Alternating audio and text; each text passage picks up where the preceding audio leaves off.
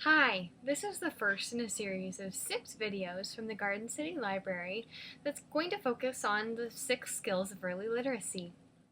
Those skills are vocabulary, print motivation, print awareness, narrative skills, letter knowledge, and phonological awareness. In case you haven't heard the term phonological before, it just means sound. So it means sound awareness, or knowing which sounds are in the words that we speak.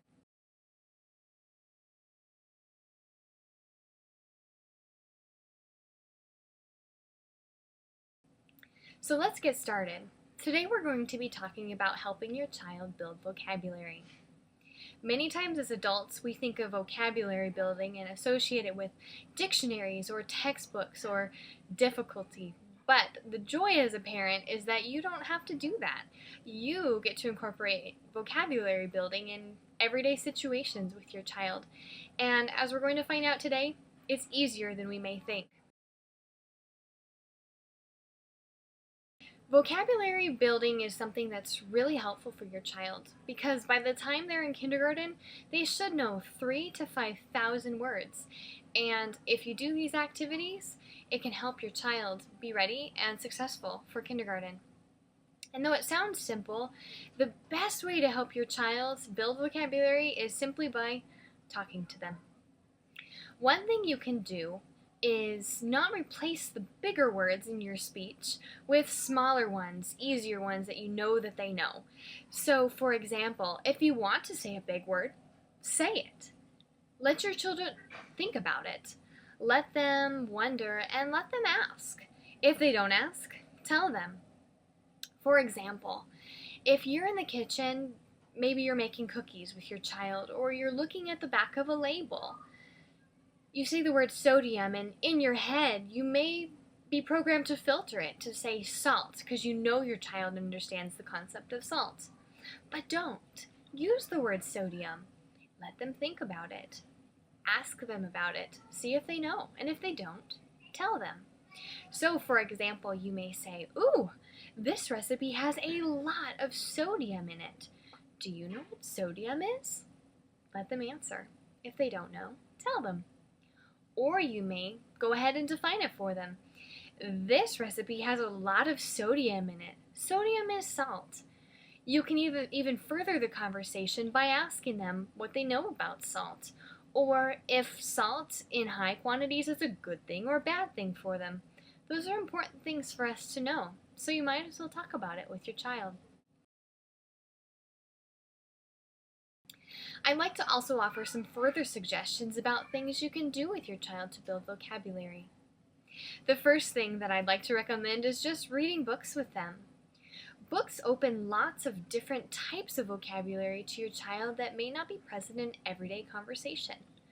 For example, you may read a book about space or about a different city or different part of the world or nature or things that they may not have encountered before, like going to school or different things like that. Sometimes we don't have those conversations with our children, and opening a book and reading it with them is something that helps them to learn the vocabulary for things. Another thing that's really helpful with your child is to talk about emotions with them. When we take a step back and think about it, sometimes that doesn't seem necessary or like that does a lot to help build vocabulary, but in reality it does. For example, say you're reading a book, or even see this in real life. Say 2 boys, Tommy and Timmy, are playing, and Timmy has some blocks. Tommy goes up and steals Timmy's blocks. You may say to your child, "Ooh, how do you think Tommy feels?" Remember, Tommy's the one that stole the blocks. Or you may say, "How do you think Timmy feels?" And let them tell you.